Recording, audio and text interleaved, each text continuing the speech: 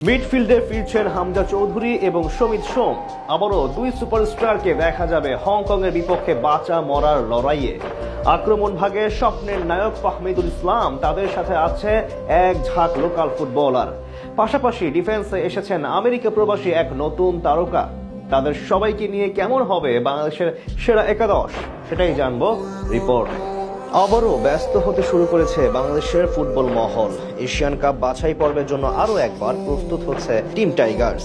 আগামী সপ্তাহে আছে মহা গুরুত্বপূর্ণ লড়াই। ফুটবল বিশ্বকে নতুন বার্তা জানান দিতে মাঠে নামবে শক্তিশালী হংকংয়ের বিপক্ষে, যেই ম্যাচ নিয়ে এখন উত্তেজনা সর্বোচ্চ পারদে। দুদিন আগে টিকিট ছাড়ার মাত্র 30 মিনিটের মধ্যে সোল্ড আউট হয়ে গেছে গ্যালারির সবগুলো আসন। এখান থেকে বোঝা যায় এই ম্যাচ ঘিরে কি পরিমাণ আগ্রহ আছে সবার মাঝে। এদিকে হংকংয়ের বিপক্ষে মহা গুরুত্বপূর্ণ লড়াইকে সামনে রেখে ইতালি থেকে দেশে ফিরেছেন ফাহমিদুল ইসলাম। আগামী 6 তারিখ আসবেন বাংলার ফুটবলের সবচেয়ে বড় সুপারস্টার হামজা দেওয়ান চৌধুরী, এবং পরের দিন আসবেন কানাডার প্রথম ট্রায়ালে খেলা মিডফিল্ডার সমিত সোম। আর তাদের নিয়ে এবার শক্তিশালী একাদশ সাজাবেন হেড কোচ হাভিয়ার কাবরেরা।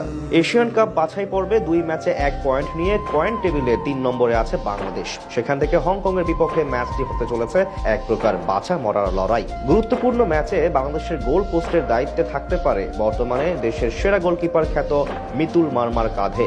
যদিও সিঙ্গাপুর ম্যাচে